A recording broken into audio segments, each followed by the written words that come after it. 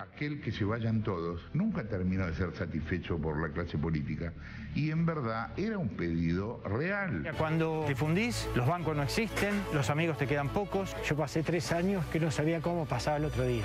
Los que se funden me pueden entender hoy. Se vino esto de la hiperinflación. Yo creía que en ese momento me fundía literalmente. Muchos colegas se fundieron. En el 2008 fue una época de mucha tensión. Se arma, me parece que se arma. Empezó la pandemia en agosto, tuvimos que empezar a cerrar los locales. Hoy en día, a un año de esa situación, seguimos pagando deuda.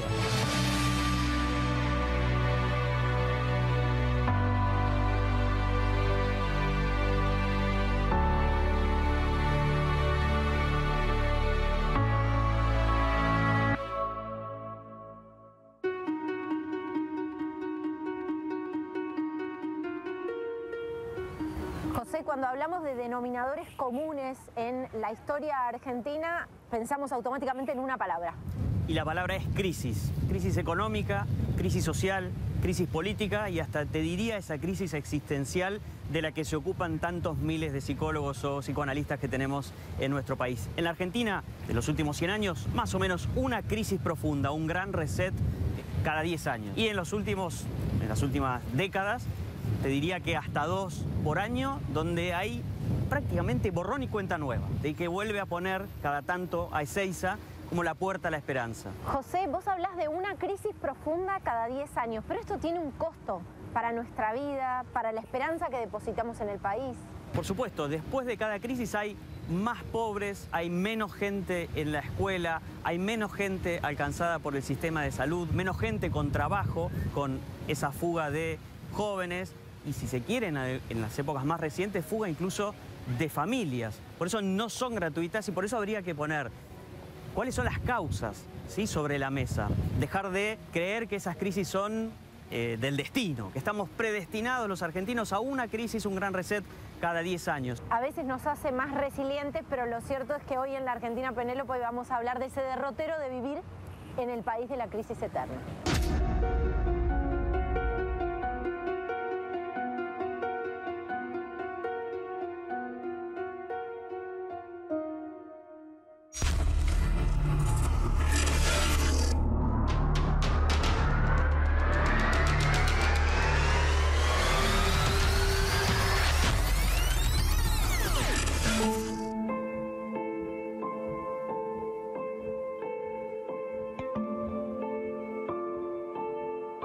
Yo me dediqué 7 años a estudiar la historia argentina. Conozco lo suficiente de la historia argentina y es muy difícil explicarnos, porque somos como un fracaso recurrente, ¿me entendés? Es como que no lográramos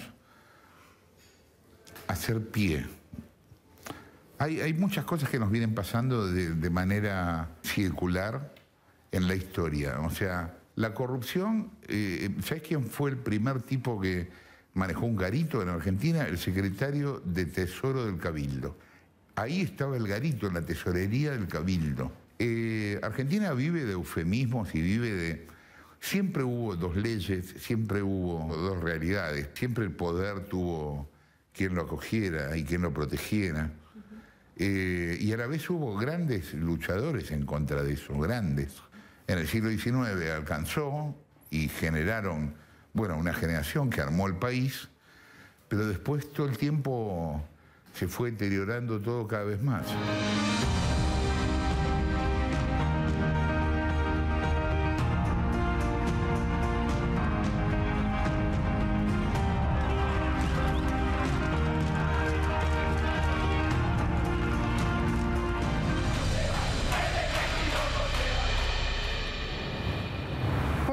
Son lamentablemente parte de nuestro ADN nacional y en muchos casos no solamente suceden los desajustes económicos, sino también movilizaciones en las calles. El estallido social acompaña en muchos casos a las crisis económicas en la Argentina.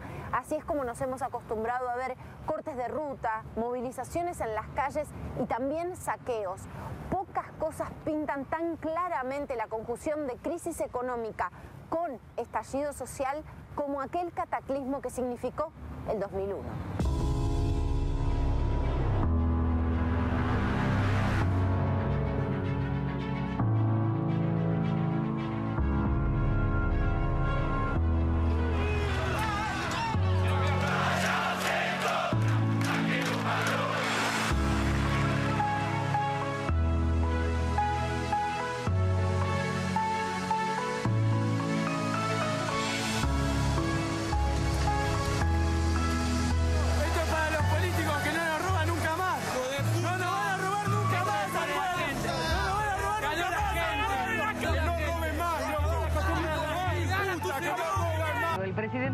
permanece en Olivos y define quién será el nuevo ministro de Economía. Todo el gabinete puso su dimisión a disposición del jefe de Estado. La gente dijo basta. Decenas de personas siguen en la Plaza de Mayo golpeando tachos de basura y cacerolas. La protesta empezó espontáneamente anoche. Hubo represión, corridas y gases lacrimógenos. Más de una docena de muertos en las últimas 24 horas por los enfrentamientos en todo el país.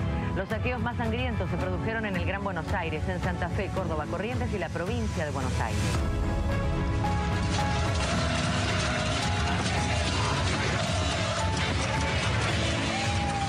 He declarado el estado de sitio en todo el territorio nacional para asegurar la ley y el orden en el país y terminar con los incidentes de las últimas horas.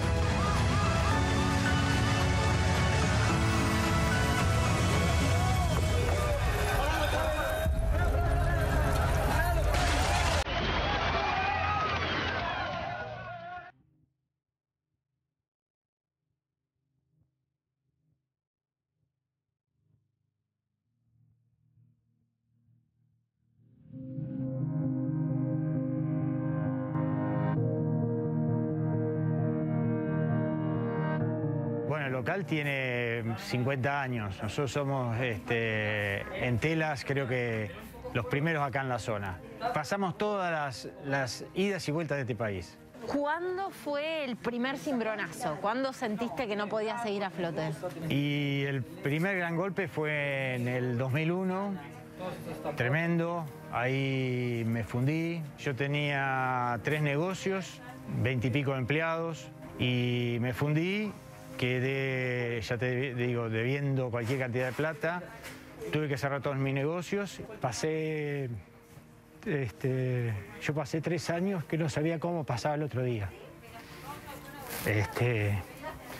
Los que se funden me pueden entender hoy. Y el día a día donde vos tenés un montón de deudas y donde no sabés cómo vas a pasar es muy duro.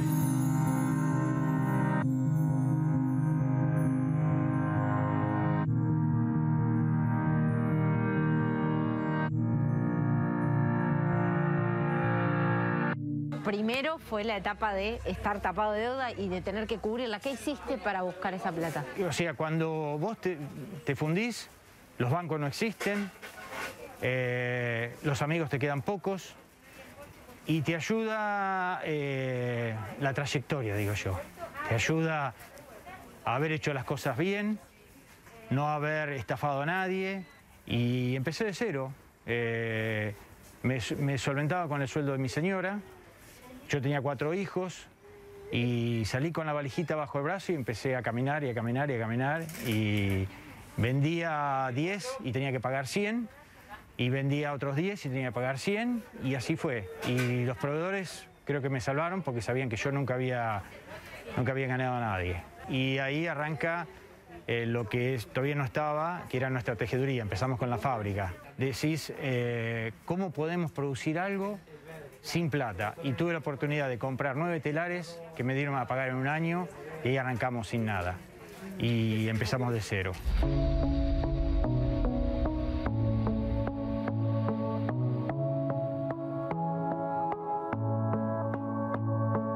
Yo sabía que tenía que vender para pagar mis deudas.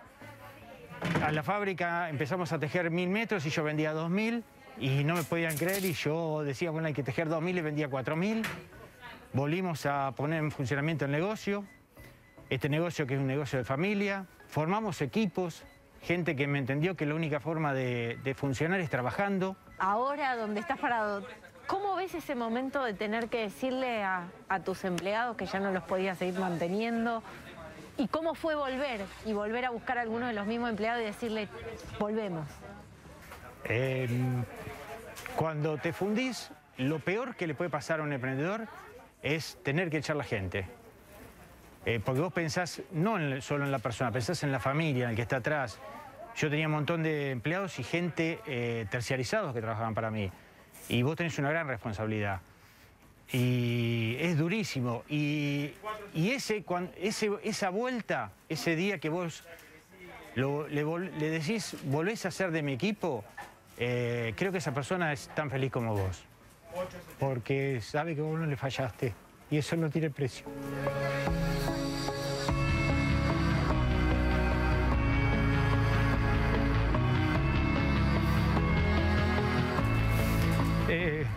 Yo no sabía cómo pasar el día a día, que te dije, y pensaba no solo en mí, pensaba en la gente que trabajaba conmigo, cómo iba a pasar ese día a día. Porque es muy duro tener una familia y cómo le explicás a tus hijos que tu hijo está luchando y que es un laburante y que no podés fallarle. Y que le tenés que dar educación, le tenés que dar salud, le tenés que dar ejemplos. Y el ejemplo es el trabajo. A mí me enseñaron que el ejemplo es el trabajo, no hay otro.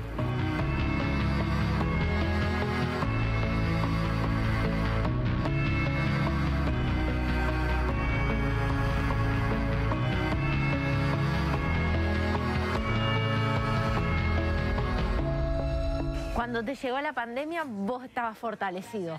¿No te dio miedo o te volvió ese fantasma de qué pasa si me fundo? Cuando llega la pandemia, te encontrás, como dijiste, fortalecido, pero te pasa eso. El que se funde una vez tiene siempre miedo a fundirse. Y dije, yo no me puedo fundir de vuelta.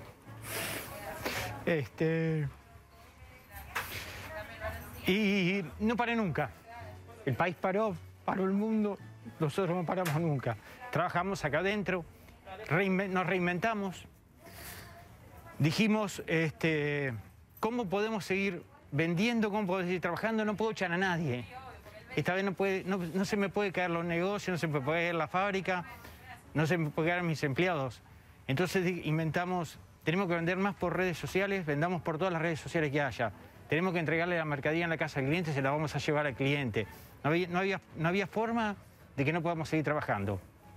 Pusimos todo en marcha y no nos caímos.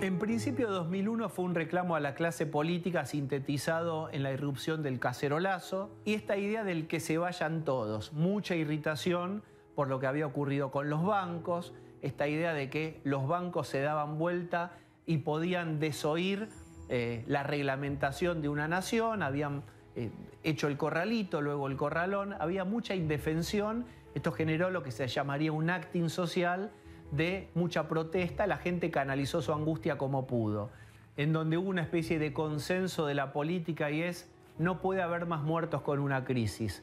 Hijo de esa crisis, que fue un estallido social, en donde se rompieron las vidrieras, donde se rompieron los pactos sociales, también, como sabemos, muy fogoneados por una parte del peronismo, pero aún así, ahí hubo muertos, los famosos muertos en la Plaza de Mayo y también en otras provincias, y se egresa de esa crisis con esta idea de que no puede haber estallidos sociales que produzcan muertos, por lo menos en lo ideal.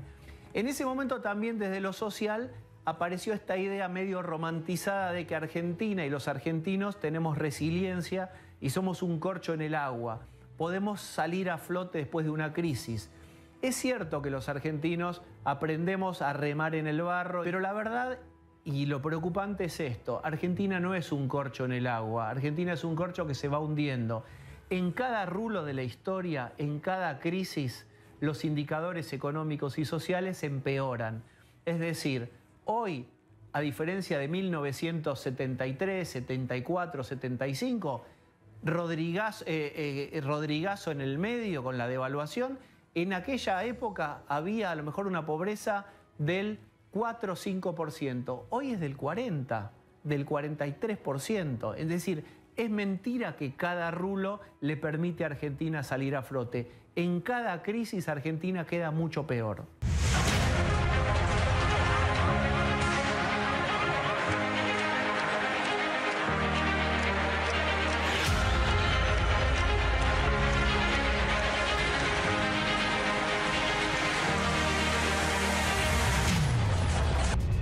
Yo recuerdo que tengo el 2001 no es solo de crisis, sino también de ebullición.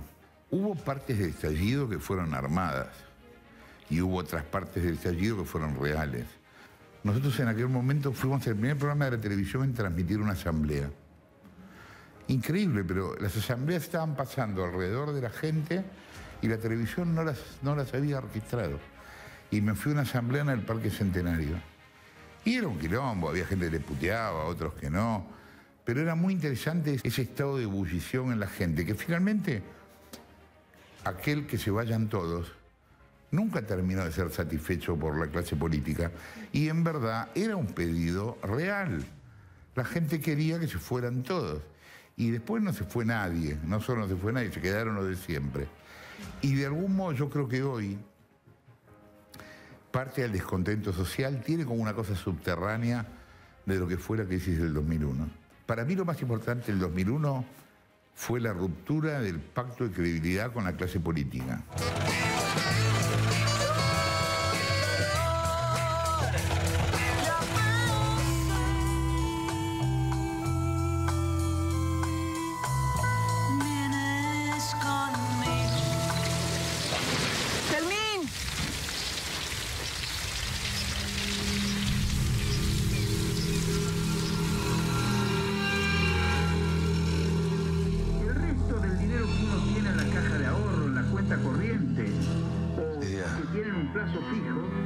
¿Cuánto dijo que se puede sacar por semana? Para pagar lo que la gente debe Lidia, pagar. ¿Qué? ¿Cuánto dijo que se puede sacar por semana? 250 pesos. Corriente, o lo va a tener que hacer con la tarjeta de débito. Si uno paga con esa tarjeta de débito, ¡ay, Fermín! Recibe mi amor, ¿qué pasa? ¡Fermín!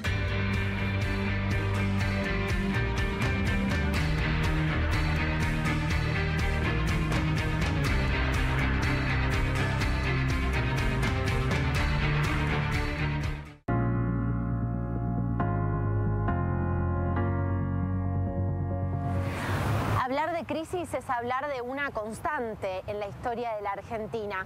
Pensemos lo que sucede en esta Argentina del eterno déjà vu desde el regreso de la democracia y aquel primer capítulo de una gran crisis económica que fue la hiperinflación. Es el desquicio total. Pánico, desesperación por ganar rápido dinero. Esto es un cambalache, como el tango de Discépolo. Se termina, primero y principal, hay que moralizar. Segundo, una estricta justicia, cortito y mucho trabajo, señor. Y yo llegué a la conclusión de que debía ofrecer la anticipación de la asunción del nuevo presidente de los argentinos.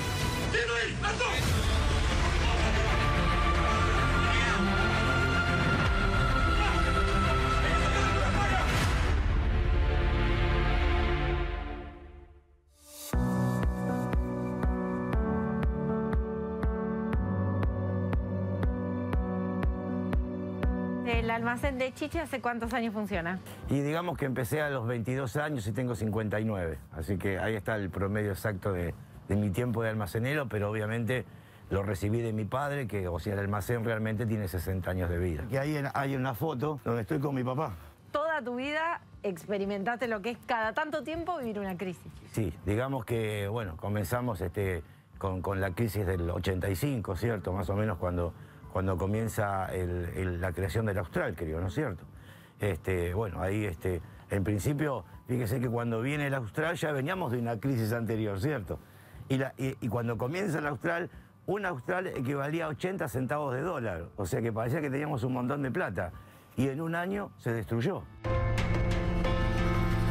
Hay cosas que no tienen nada que ver con el dólar, sin embargo siguen subiendo salvajemente, remarcando. ¿Cómo se puede entender que hoy el dólar haya tocado los 210 o 220 australes y de golpe ahora baje a 155 australes? ¿Quién es el que toma ganancias en eso? Nosotros, los que vamos y compramos 100 dólares, pero nosotros no somos los que tomamos ganancias. Son los grandes especuladores.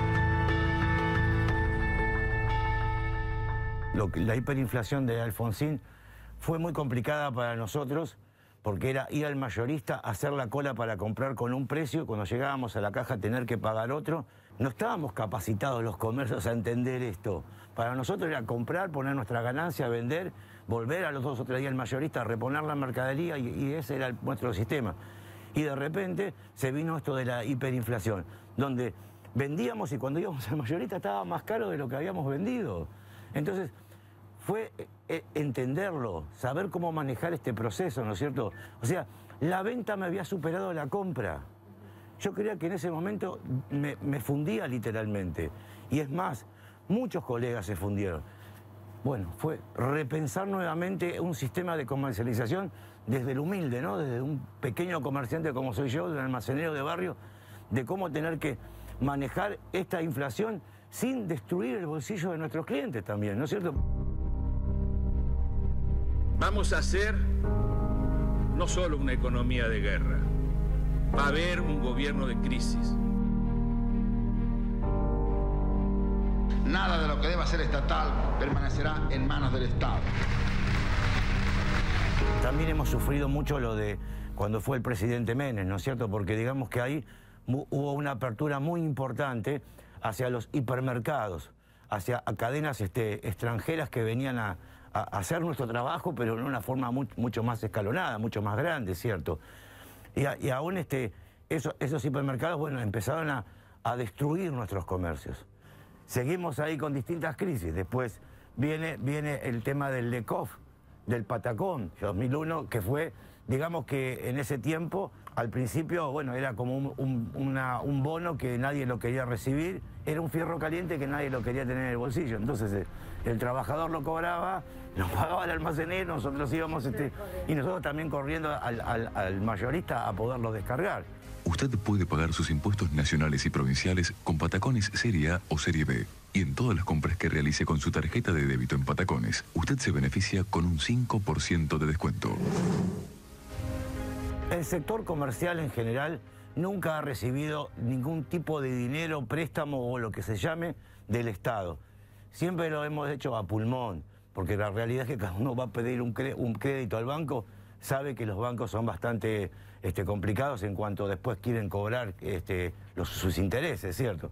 Entonces, bueno, uno lo hace en base a ahorros y aún en este momento donde, digamos que no estamos en una hiperinflación, sino que estamos en una estanflación, donde vemos que la mercadería aumenta permanentemente, pero la realidad es que poco se vende, ¿cierto? Cuando llegó la pandemia, ¿te preocupó o ya tenías tantos temporales en tu haber que sabías que ibas a poder sortearlo? Nosotros tenemos una herramienta comercial que el hipermercado nunca la va a tener, que es que nosotros tenemos una relación con nuestros clientes.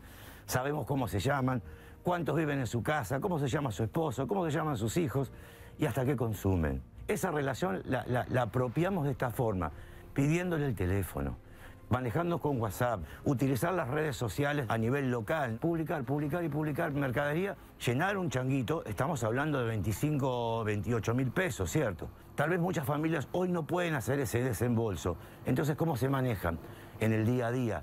¿Y el día a día dónde lo hacen? En el comercio de proximidad. La generación de mi papá y los anteriores fueron los creadores de la tarjeta de crédito a través de cada libreta, ¿cierto? En aquel tiempo. La libreta de fiado. Y claro, que dicen, ¿me aguantás hasta fin de mes? Cuando faltan 3 o 4 días. Y bueno, ¿qué va a hacer? Hay que darle una mano porque son nuestros clientes, porque nos dieron de comer durante todo el mes. Y bueno, si tenemos que aguantar, como ellos dicen, un par de días, no le podemos decir que no.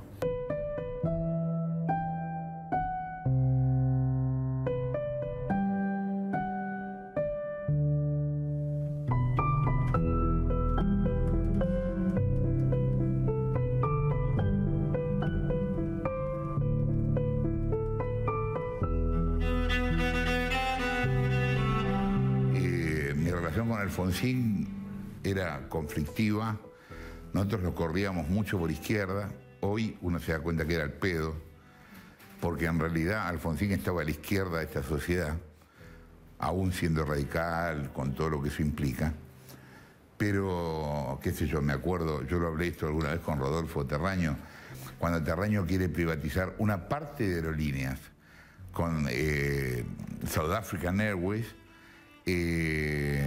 nosotros decíamos, no, qué barbaridad, entrega, no sé qué. 2 días después llegó Menem y vendió todo directamente, no una parte. Con Alfonsín yo tenía una relación difícil porque yo no me bancaba esta cosa paternalista de Alfonsín de decir que nos había salvado, siempre nos salvaba de algo. Dice, no me salve más, gracias. Porque una vez me salvó y dijo Felices Pascuas. Digamos, no me salve. Ahora también es cierto que cuando Alfonsín le da un golpe de mercado, Alfonsín no tuvo la valentía de decir quién es y de poder pararlo. Y de alguna manera terminó como cooptado por el propio sistema que él quería combatir de algún modo.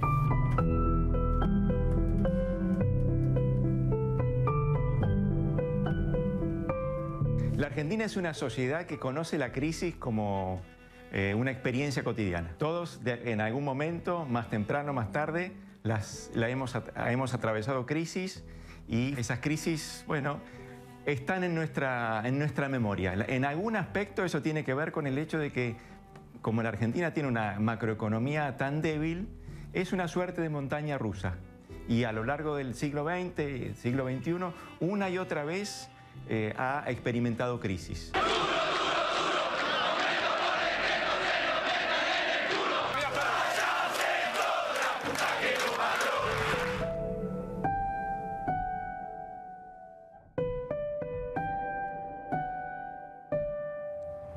El año 2008 estuvo signado por una crisis que tuvo muchísimas implicancias políticas. Estamos hablando de un momento en el que se tensó, y sigue vigente esa tensión hasta hoy, la relación entre el kirchnerismo y el principal sector productivo del país. Hablamos, por supuesto, de la crisis del campo por la resolución 125. En el día de la fecha voy a enviar al Parlamento de la Nación un proyecto de ley. En el caso de las subas de retenciones que estamos proponiendo, creemos que es importante detener en forma relativa el avance de la sofización. Estamos enojados. Yo creo que el pueblo argentino se está cansando.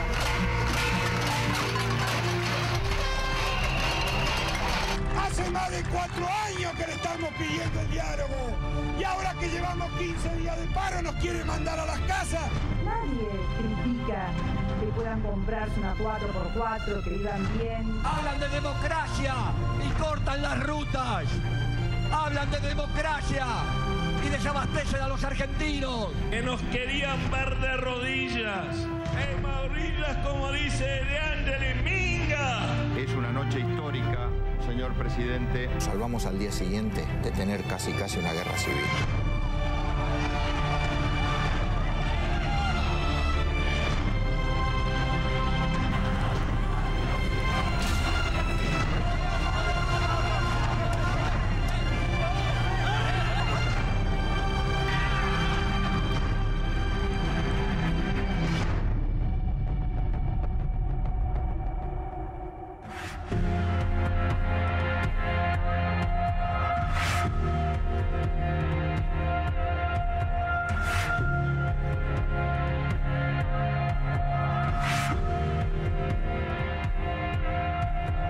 Jorge, contame a qué te dedicas. Yo soy ingeniero agrónomo y manejo un campo familiar en la zona de Salto, Buenos Aires. Si tuvieras que explicarle a alguien que viene de afuera, que no sabe nada sobre la historia reciente de la Argentina, ¿qué pasó en el año 2008 entre el gobierno y el campo? ¿Cómo lo contarías? Y yo le diría que el tema del campo había tenido un boom muy importante en los 90 con la quita de las retenciones. Después en el 2001 una crisis grande, la crisis grande, en la cual se volvieron a poner las famosas retenciones y el campo casi que estuvo de acuerdo en otorgar, porque la crisis era muy grande, y estuvo de acuerdo en otorgar un porcentaje del precio. Después, en el 2008, con el tema de la gran demanda de China, los precios internacionales empezaron a recuperarse y el campo es como que empezó a sentir, bueno, volvemos a respirar, y de repente, de un día para el otro, vino el tema del aumento de las retenciones, y bueno, venía medio calentito el tema. Yo me acuerdo perfecto, un par de días antes que yo estaba hablando con un hermano mío, y bueno, escuchamos el anuncio, yo escuché el anuncio en la radio, lo llamé por teléfono y dije, ¿escuchaste lo que pasó en la radio? ¿Lo que están anunciando? No, ¿qué pasó? Le conté. Digo, se arma, me parece que se arma. Me quedó toda la sensación de que se armaba lo que después terminó sucediendo, ¿no es cierto?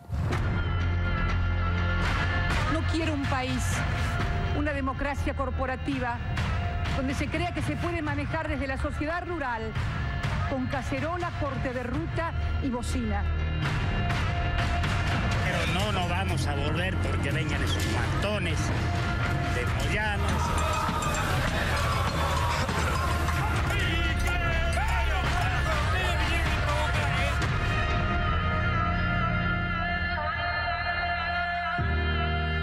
Ahí en Salto se armó un grupo de autoconvocados, hicimos base ahí, repartiendo volantes, me acuerdo, y sí, al principio estaba muy ebulliciosa la cosa, ¿no es cierto? Fue una época de mucha tensión. El otro día estaba mirando, la verdad que fue larguísimo, arrancó en marzo y terminó en julio. No terminaba más. Era un poco la sensación de que estábamos respirando y nos de vuelta nos sacaron, nos volvieron a sacar rentabilidad y bueno, era un poco el tema, ¿no es cierto? Así lo vivíamos.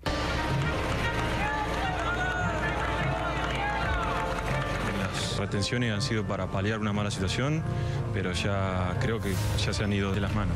Nosotros estamos en una protesta, por eso no nos esperen que empecemos a repartir agua bendita. Esto va en serio, esto no es una protesta de 4 dirigentes. Por favor, dejen transitar a los camiones y además, que por favor, también se piensen como parte de un país, no como propietarios. Nosotros lo que queremos es que pongan las cartas sobre la mesa, que nos ofrecen y después le levantamos el paro. ¿Están de acuerdo?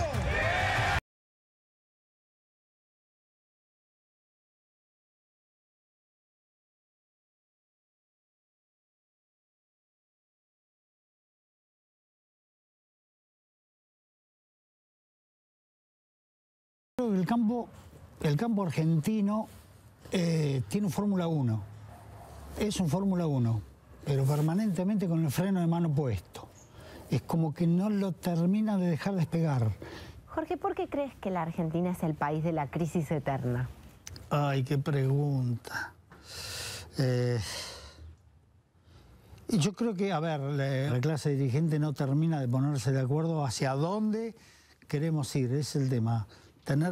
No tenemos el norte fijado hacia dónde queremos ir. Obviamente el tema de la grieta es el peor de los cánceres que tenemos aquí en la Argentina. Tenemos que tratar de cerrarla de alguna forma, taparla de alguna manera.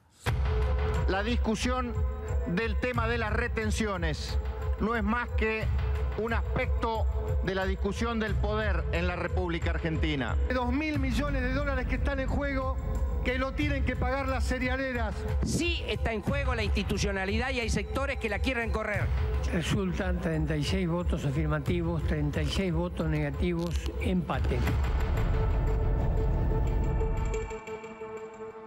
El Estado moderno existe hace mucho. El problema es que ahora la polarización, las ideologías, estos choques de cosmovisiones que en lugar de entenderse, lograr ciertos principios o valores en comunes, lo que en la jerga se solía llamar la neutralidad, la idea de que el Estado representa precisamente el interés común o un interés neutral, donde todas las partes están de acuerdo, eso es exactamente lo que no se logra. En lugar de refundar constantemente al Estado, se trata, insisto, de hacer que el Estado cumpla con su tarea. Yo sé que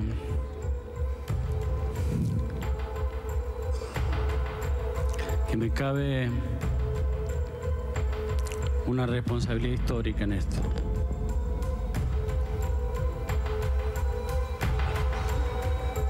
Que es uno de los momentos más difíciles de mi vida. Que la historia me juzgue. Pido perdón si me equivoco. Mi voto no es positivo. Voto es en contra. Muy bien, en consecuencia el proyecto queda rechazado en los términos del artículo 81 de la Constitución Nacional.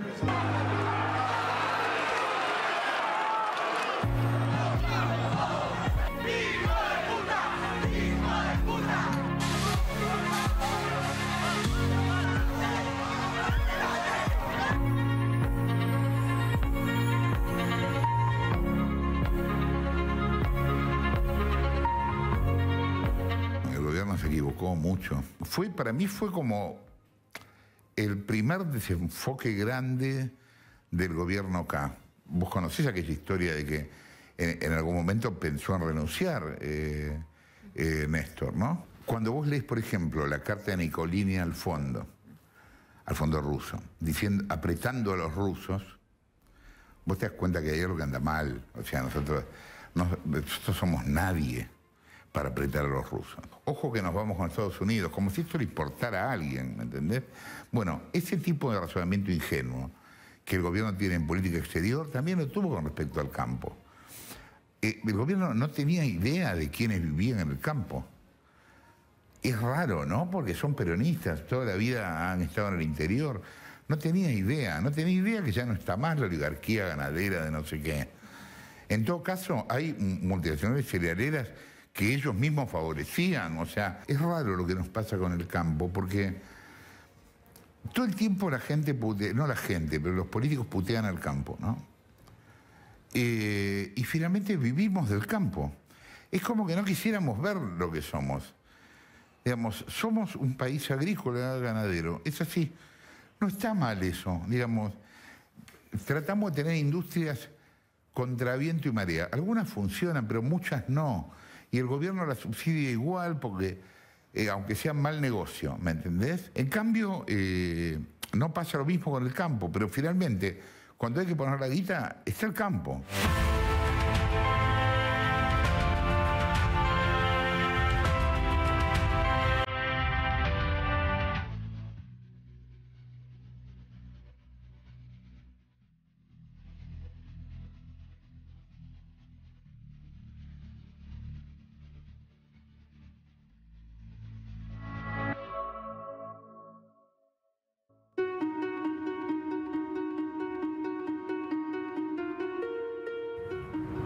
La parálisis económica que vino con las medidas restrictivas para la gestión de la pandemia del COVID-19 agravó la ya muy frágil situación económica de la Argentina, con un aumento de la pobreza, del índice de desempleo y un golpe en la línea de flotación a un motor fundamental de la economía de nuestro país, las pequeñas y medianas empresas.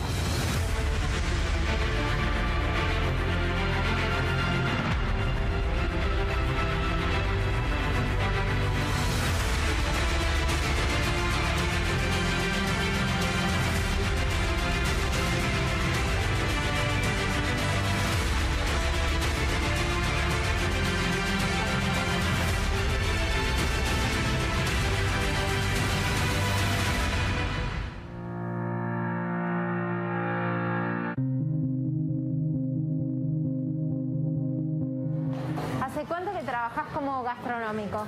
Y como gastronómico desde los 22 años, a la par que estaba estudiando psicología, se dio a abrir un bar con amigos y lo que empezó como un hobby se transformó en de lo que vivo hoy. ¿Cuántos locales tuviste? Nosotros el año pasado teníamos acá 8 locales en Palermo, todos gastronómicos, cervecerías, cafeterías, bueno, todo un poco.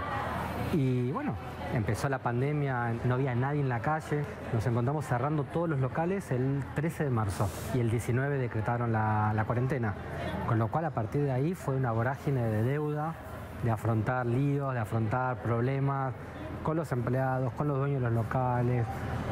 Las facturas de luz, de gas, de agua llegaban como si estuviésemos abiertos. Entonces fue, la verdad, pero bueno, nunca nos había pasado. Vamos a pedirles a todos que vuelvan a aislarse en sus casas y solo salgan para buscar provisiones que se hacen falta para la vida cotidiana.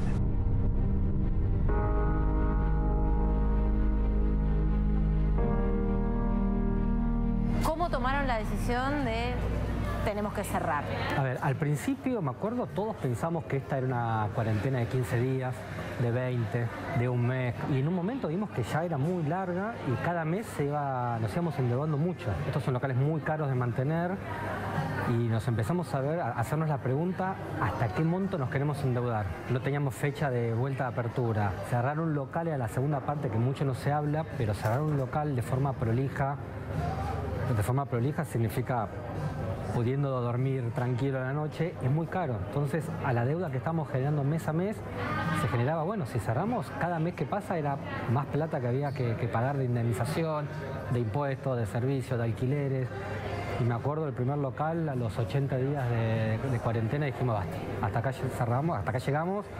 Y bueno, bajamos la persiana, pusimos a modo de catarsis una pancarta acá en Plaza Serrano despidiéndonos, que tuvo mucho impacto porque fue como la primera visibilización de lo que estaba pasando.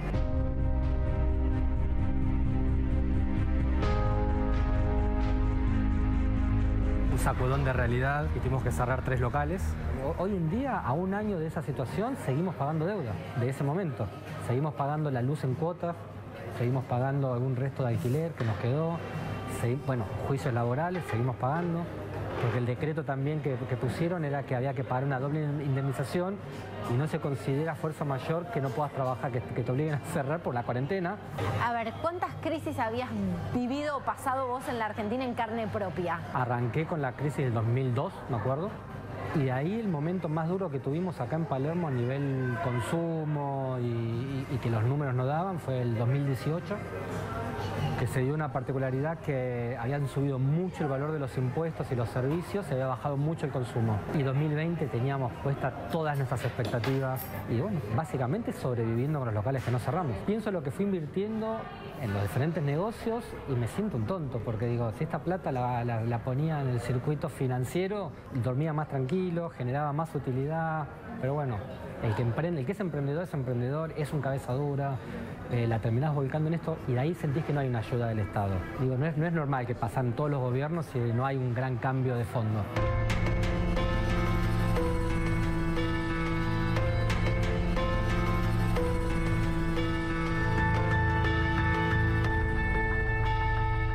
El 2020 el PBI mundial cayó 6% y el PBI de Argentina cayó más del 10%. ¿Por qué fue eso? Bueno, porque la Argentina se encontró frente a esa situación con un alto déficit fiscal, alta inflación y ya muy endeudada. Entonces tuvo poco margen para revertir los efectos de la crisis. Lo que hizo fue aplicar políticas expansivas cuando ya tenía altos niveles de inflación y los efectos los estamos viendo ahora en que no solo tenés una gran recesión, sino también una alta inflación. O sea, todos los meses tenés inflación mayor al 3%. ¿Por qué? Porque la única respuesta que pudo dar el gobierno en ese contexto, con todas las limitaciones que tenía, fue una política fiscal y monetaria expansiva, ¿no? Justamente que era lo que menos necesitaba la Argentina.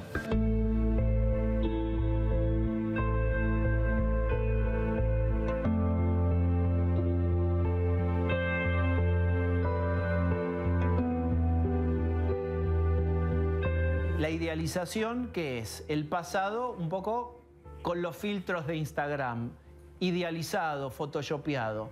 Entonces, en este momento el gobierno idealiza o quisiera volver o al momento de máximo consumo del kirchnerismo, donde había plata en el bolsillo de las personas, o si vos querés, más atrás todavía, a la idea de la sustitución de importaciones, al crecimiento de la industria, al que todos adheriríamos, pero ese modelo peronista de los 40 y los 50 no es fácilmente replicable ahora, porque cualquier industria que vos necesites no la podés reemplazar porque al menos tiene 40 o 50% de componentes importados. Esa es una de las razones por las cuales Argentina no futuriza o tiene mucha dificultad para futurizar y vive intentando volver a momentos del pasado en donde las cosas no iban tan mal.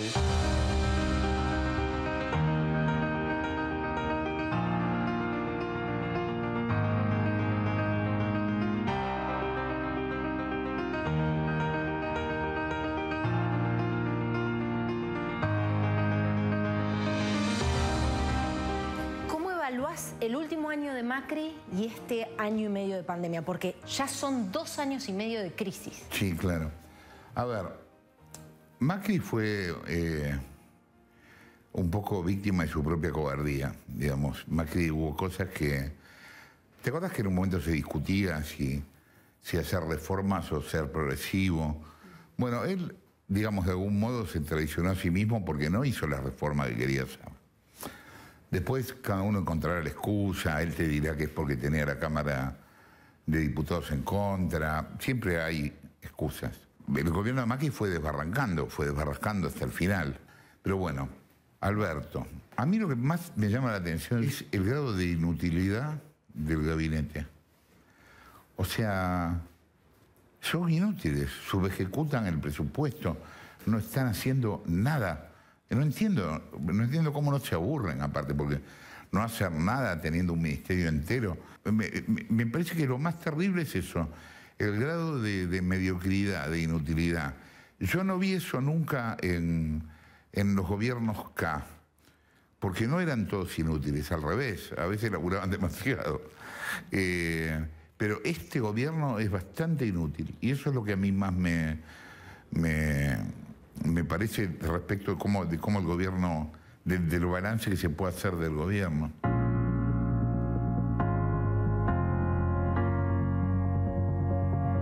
José, pese al factor Penélope, hay motivos para seguir creyendo, ¿no? Por supuesto que hay motivos para seguir creyendo. Están en el pasado y están en el presente. En el pasado porque la Argentina vivió largas épocas sin estas crisis recurrentes. Ocupó lugares en los rankings de crecimiento económico, de desarrollo, de PBI per cápita, que mostraban un país con cierto liderazgo, ¿no? Obviamente, hace 100 años. Entonces hay una historia que confirma que lo pudimos hacer.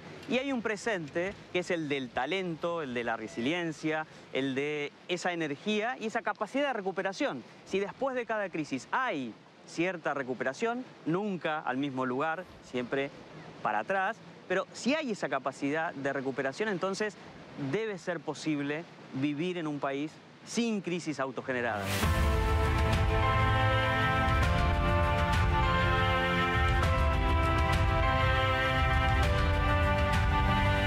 ¿Seguís creyendo en la Argentina?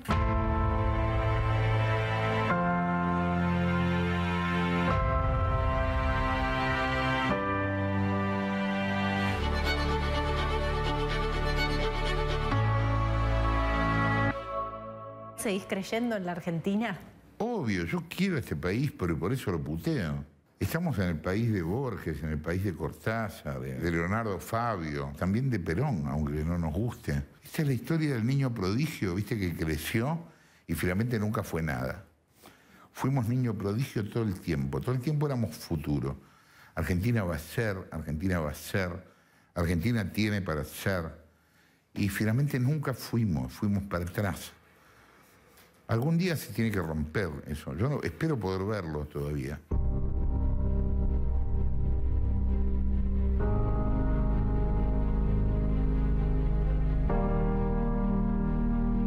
Sigo apostando porque estamos acá en un local de 600 metros cuadrados, que fue una nueva apuesta, con ninguna ayuda del Estado, sin ATP en su momento, sin crédito, sin nada. Bueno, acá estamos. La gente está con muchas ganas de salir, estoy viendo una reactivación, pero bueno, es la incertidumbre. Digo, emprender en Argentina se puede traducir en mucha incertidumbre. Tenemos un capital bellísimo, no nos falta nada en este país. Industria marítima, minería, 4 climas. Entonces, ¿qué pasa? ¿Cuál es el problema? El problema son que los gobernantes se tienen que poner de acuerdo. Y yo sé que los chicos, al ver que en este país parece que no hay futuro, que hay inseguridad, que hay un montón de cosas que son feas, bueno, piensan en que tal vez en otros países puedan estar mejor. Pero yo les digo que se queden, que crean en el país, porque esto lo tenemos que cambiar.